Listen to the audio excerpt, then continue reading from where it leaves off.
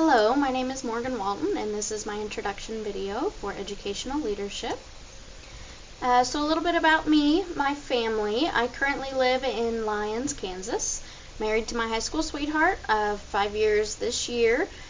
I have one daughter, she's 18 months old, and one crazy, hyper, chubby corgi.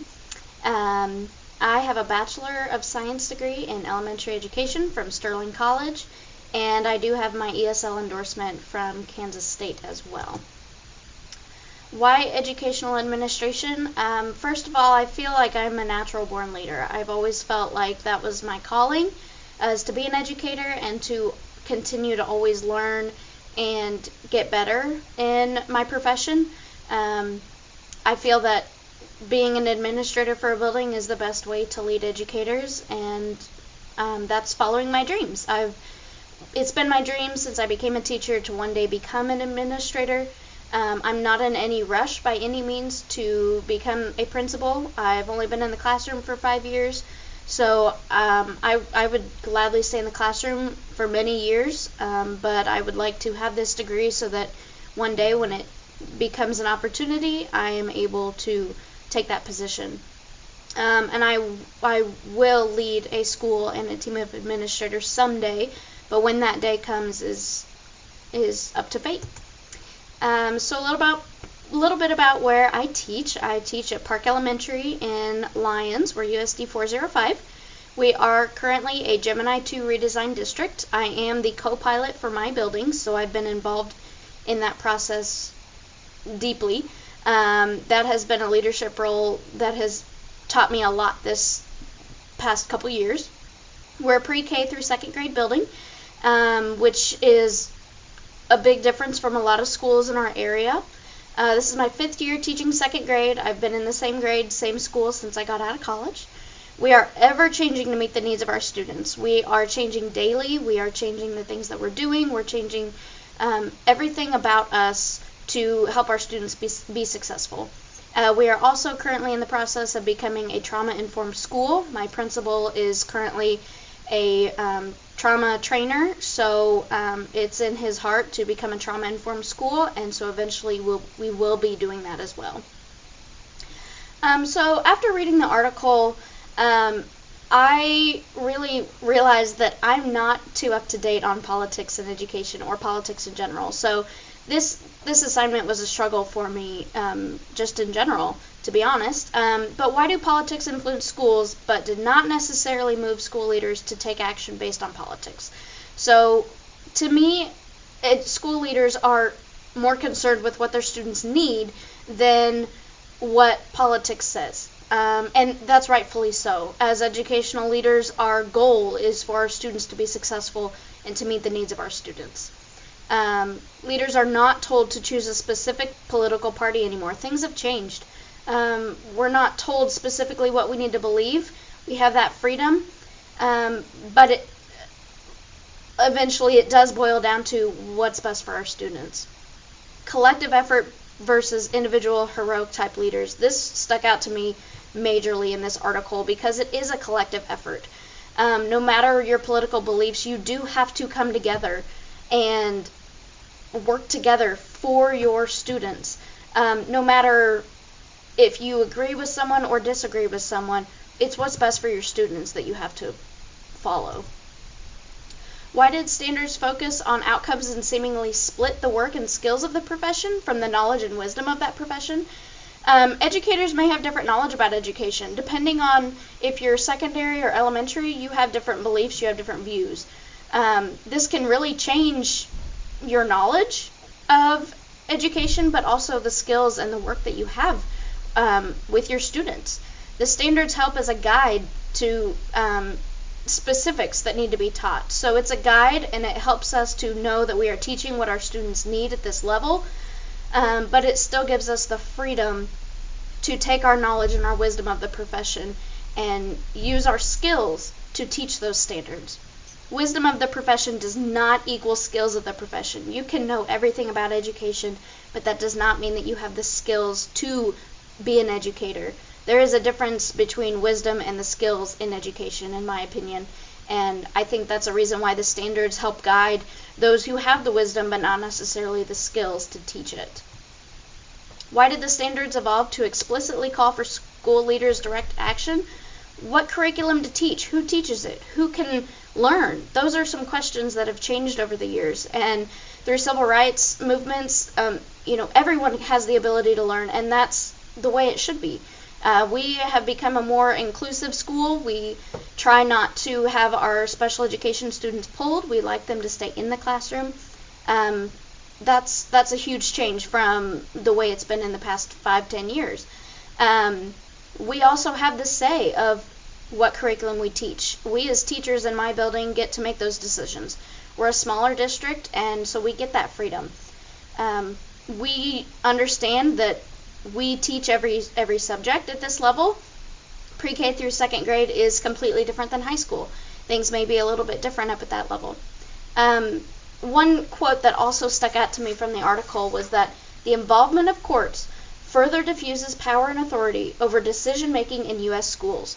So the school leaders have that ability to make those direct decisions and take action on those, as opposed to the courts being completely involved. Why school leaders must become political activists on behalf of students and their families. This is huge in our society and in my community. Our job is to help all of our students be successful. With our community where I live, it's a struggle for a lot of our families to help their students be successful because they simply don't know how and they don't have the resources. That's our job.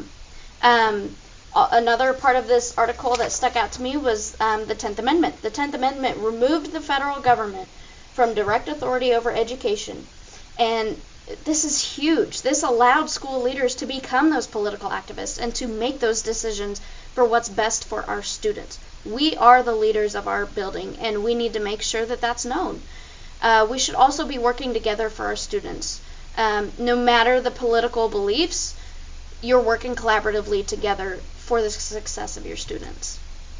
Why do politics surrounding educational policies provide the strongest connection between what school leaders feel and do and their abilities to strategically think about how to handle it all? School leaders, we have to put our beliefs aside, and no matter what our personal beliefs are of a situation, you have to report the facts. You have to follow through with decisions regardless of whether you believe in that personally or not. Professionally, you have to follow what is best for your students and what is morally and ethically correct. We cannot put our personal beliefs into our decision-making process. We must have the skills to think about our students and our families first. If we always put ourselves first, we're never going to do what's best for our students and our families. And again, it's a collaborative effort. That is the biggest part of this, is we always have to be working together. There is no one single success story because of one person. It's all a collaborative effort. It's everyone working together for their students. So my political influences, personally, my family and my community. My family, and being from central Kansas, it's very much a Republican state. I personally believe that I look at people's beliefs on education and the changes that they want to make. I don't care what your political party is. I care more about what you're going to do for my students.